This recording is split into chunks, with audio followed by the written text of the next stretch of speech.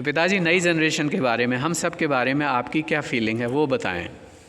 हाँ, हमारी फीलिंग यहाँ आके बाबा के स्थान पे एक फीलिंग आई है कि मैं तुम सब के लिए कुछ कहूँ। तो ये जो लहलाता हुआ बाग हमारे पूर्वजों ने हमें धरोहर के रूप में दिया है, जिसके हम सब माली हैं, हमको उस बाग की बहुत अच्छी देख रेख करनी है। उसमें उगने वाले हर पौधे की बहुत अच्छी देख रेख करनी है, जिसकी टहनी से निकलने वाला हर फूल खुशबू दे और हम सब आनंदित हों। और ये काम तभी संभव है जब हम परमात्मा की मर्जी को लेकर करेंगे, तो हर काम संभव है। कोई काम संभव है ही नहीं अगर ईश्वर को साथ में लेके चलेंगे।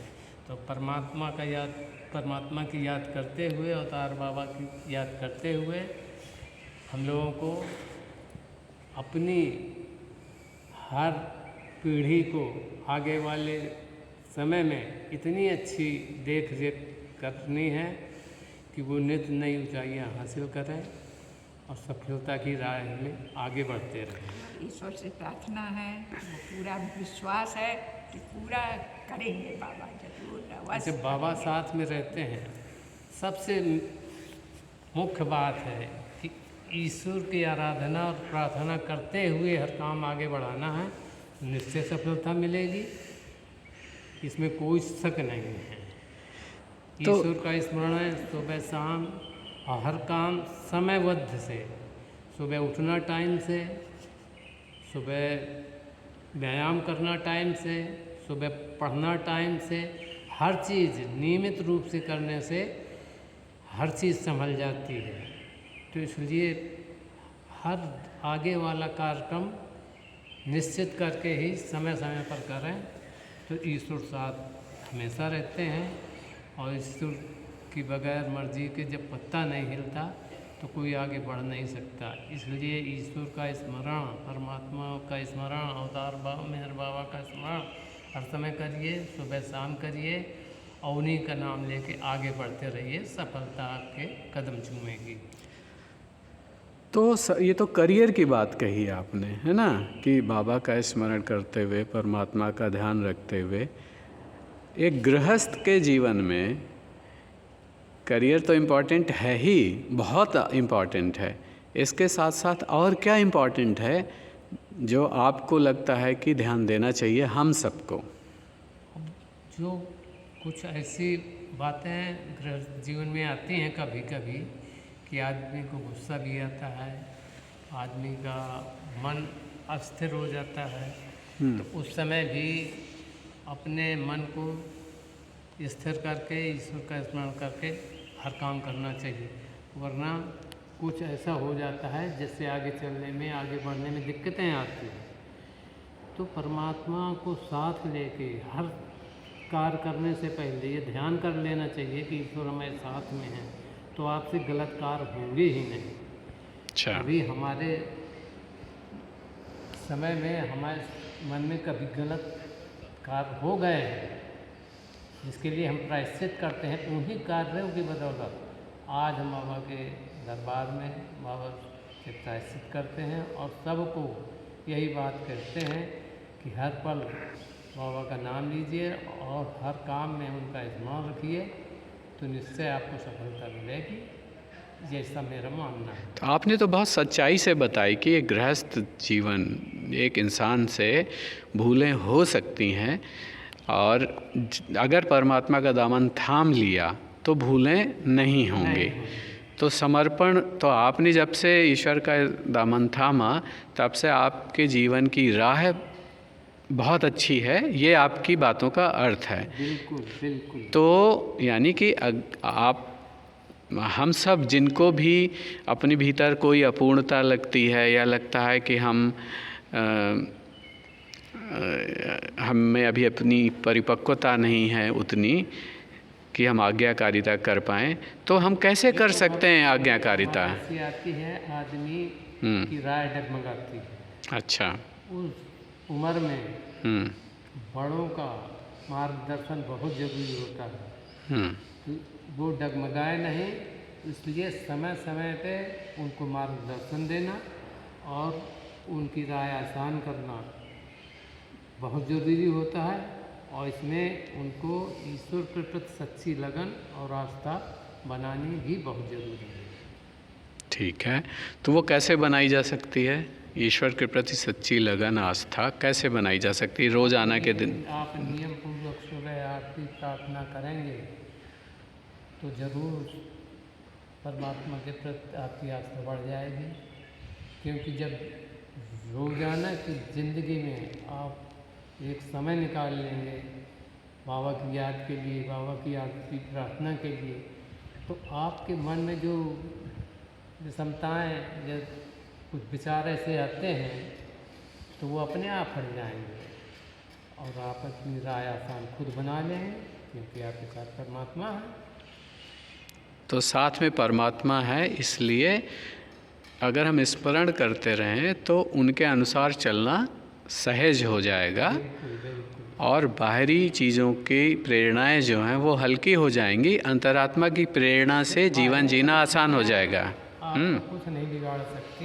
अगर अच्छा। आप सच्चे मन से ईश्वर याद करके काम कर रहे हैं तो बाहरी परिस्थितियाँ आपको कुछ नहीं बिगाड़ेंगी और आपका मार्गदर्शन करेंगी, क्योंकि आपके अंदर बैठा हुआ परमात्मा ही करवा रहा है वो।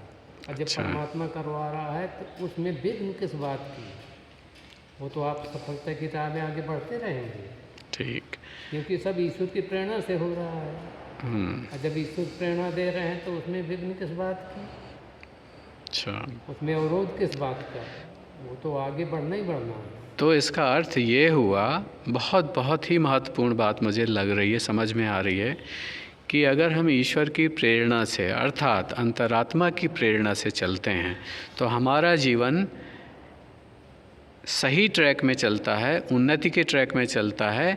वो आर्थिक उन्नति है, पारिवारिक उन्नति है, स्वास्थ्य की उन्नति है और परिवार में एकता की उन्नति है। सब कुछ एक अंतरात्मा की प्रेरणा से चलने में चलता रहता है। और जो इंसान ऐसा करता है वो अपनी लाइफ का कैप्टन है, लीडर है, क्योंकि वो और अगर ऐसा नहीं करता है तो बाहरी परिस्थितियाँ उसके जीवन का नेतृत्व करती हैं। बाहरी लोग जीवन का नेतृत्व कर सकते हैं। अपनी बागडोर बाहरी परिस्थितियों पे छोड़ देते हैं जो, हाँ, उनको ज़िंदगी भर कठिनाइयों का सामना करना पड़ता है। और जो अपनी परिस्थितियाँ और अपना मन ईश्वर को समर्पण करके काम करते हैं उन्हें हमेशा सफलता मिलती है, क्योंकि उनका मार्गदर्शन ईश्वर कर रहा है। अम्मा आत्मा में जब भगवान बैठे हैं तो वो मार्गदर्शन कर रहे हैं। और जब वो मार्गदर्शन कर रहे हैं तो सफलता तो मिलनी है। तो अम्मा आपका क्या विचार है कि बाहरी परिस्थितियाँ बहुत सारी इंसान 24 जितनी देर जागता है और कई बार तो लोगों के सोते वक्त भी लोगों के मन में, तो बाहरी परिस्थितियों का जो हमेशा आँख खोली तो बाहरी परिस्थितियाँ है ना, तो बाहरी परिस्थितियों का नेतृत्व हमारे जीवन में ना होने पाए और हम उन सारी परिस्थितियों से ऊपर उठ करके अपनी अंतरात्मा के बल से, अंतरात्मा की प्रेरणा से, अंतरात्मा पर विश्वास करके उस राह पे चल पाएँ जिस राह में हमें चलना चाहिए। इसमें आपके कुछ विचार? ईश्वर जब अपने साथ है और हर एक के साथ ईश्वर रहते हैं तो बाहरी परिस्थितियाँ कुछ भी नहीं, वो आती हैं परिस्थितियाँ लेकिन सब चली जाती हैं। बस ध्यान उनका तो रहता ही है और कर्म करना स्वाभाविक है, कर्म ही पूजा है। तो हम लोगों ने तो ऐसे ही सोचा है कि हमारे लिए कर्म ही पूजा है और भगवान का ध्यान करते हुए सारे कर्म भगवान को अर्पण करते हुए और अपनी राह पे चलते रहे हैं। बहुत अच्छी बात है। तो आप और तो हमें कुछ नहीं, तो आप नहीं, आपको जो आता है उस पे PhD हो सकती है, उस पे किताबें लिखी जा सकती हैं लेकिन आपको चूँकि आता है करना तो आपने कहा कि बाहरी परिस्थितियाँ, सिचुएशंस टेम्परेरी हैं। तो अगर हम ये याद रखें कि हमारे भीतर हमारी लाइफ, किसी को लाइफ कहना हो, जीवन कहना हो, अंतरात्मा कहना हो, परमात्मा कहना हो, वो हमारे भीतर टेम्परेरी नहीं है, वो परमानेंट है।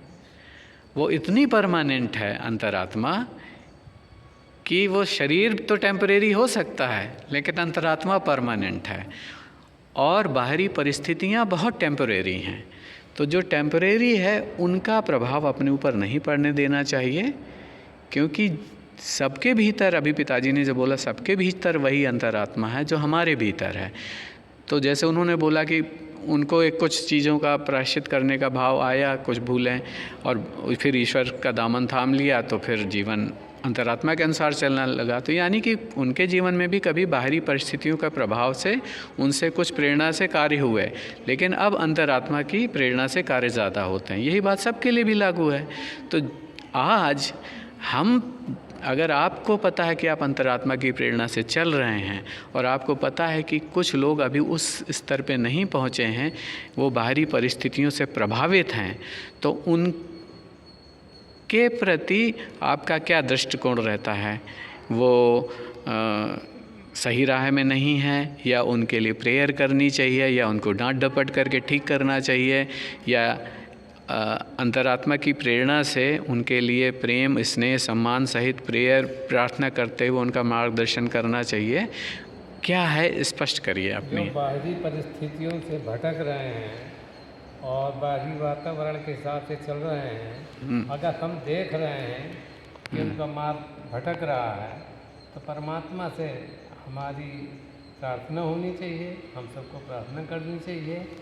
इस प्रार्थना का भी असर बहुत होता है। आप देखेंगे कि जिसके लिए आप प्रार्थना करेंगे उसका मार्गदर्शन परमात्मा करने लगते हैं, और वो भटका हुआ व्यक्ति राह पे आ जाता है और अपना मार्गदर्शन फिर खुद करने लगता है।